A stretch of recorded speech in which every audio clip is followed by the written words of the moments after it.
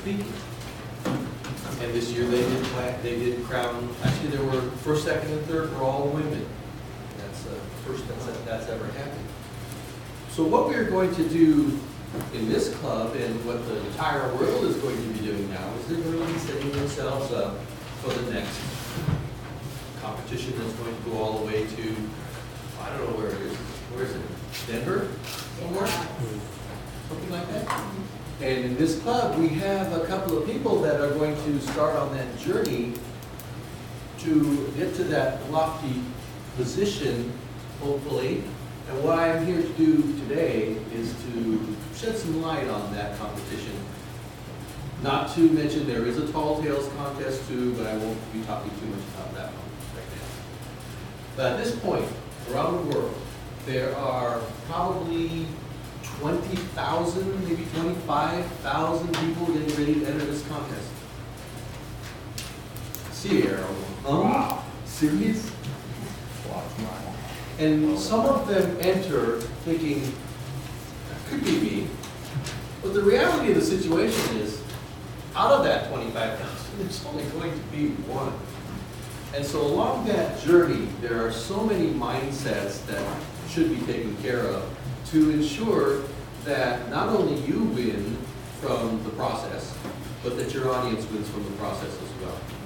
I remember the first time that I saw one of those world champion competitions in my earlier years of Toastmasters, and I watched them, and I thought, I'm not this far away from being like that. I can do that. I've gotten better since then, and I watch the winners now, and it's still this far away from that. So your whole mind changes. You understand what's necessary in order to reach that level of competition. So what happens for the uninitiated is that we'll have a club contest, as will 5,000 other clubs around the world, and they'll choose a winner. And they'll go on to what's called an area, and we have our own area here that I believe John is the division, the area director for. And there'll be 5 other clubs in that contest, and then they'll pick a winner for each area. And that area winner will go on to compete against 6 divisions in our district in San Diego, most of San Diego County.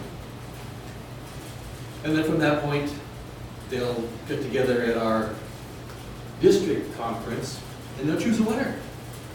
And then that winner will get to go on to the international convention. This year it was in Chicago, next year somewhere else. So what happens is you get to that level with only district winners competing. It's pretty high level. I remember I walked into a room. It was a big ballroom. And I told you that I used to watch other contest winners. And I looked around. That's Rich Hopkins. He's been on that stage, the final stage, twice. That's Jock Elliott. He's been in this contest on the final stage 8 times. And you're sitting there and you're in awe. And you start to realize there's people that entered that contest that year who were on that finals contest stage that didn't even make it that year. So the level of competition becomes more level. There are those who came in second place one year and didn't even make it out of their district the next year. That said, when you enter a contest, look at it for what it is. It is, in my opinion, the most important way to increase your speaking ability. The most. They say that one contest season is like 3 years of regular Toastmaster meetings. Think of it this way. You've given a speech. You've seen yourself improve over the first few speeches, right? And everyone else has seen it as well. Imagine taking one of those speeches and doing it over and over and over again. It takes that speech to a level that you wouldn't have imagined otherwise. The improvements and the edits that go on during that process not only make that speech better, it makes your skill set better. It makes your gestures better. It makes your voice better. We would all love to speak like Melissa with that animation, and that doesn't come easily. It comes through repetition. And that's what you can get through participating in these contests. Therefore, you start out in a contest and you think, gosh, I really want to win this. But there will be 4 members from this club in the contest Thursday. One person is going to win. Is it a loss for the other 3? No, it's not. It's never a loss. The 9 people that didn't win the big shebang this year, don't look at it as a loss.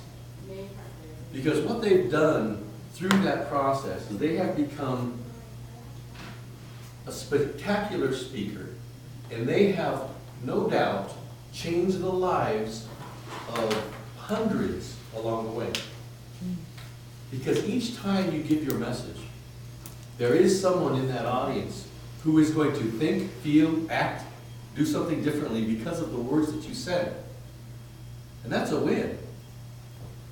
Because when you have this power in your voice and the words that you choose to change someone, to make them do something differently, that they would not have done had you not been there, that is powerful. And as you go through each level of competition, invariably there will be someone that comes up to you afterwards, shakes your hand and says, I really needed to hear those words. It's been going on in my life right now. That very same thing. And I'm going to go home and I'm going to call my daughter, or I've had that happen in the club. And that's when I first noticed that we all have a responsibility. We become better at speaking. And speaking in an important manner that's going to change people makes it a win every time you get up there. And if you go through this contest procedure, you will get so much better. The words that you say will be so much more effective that those who are borderline going to change because of their words are going to change because of your words.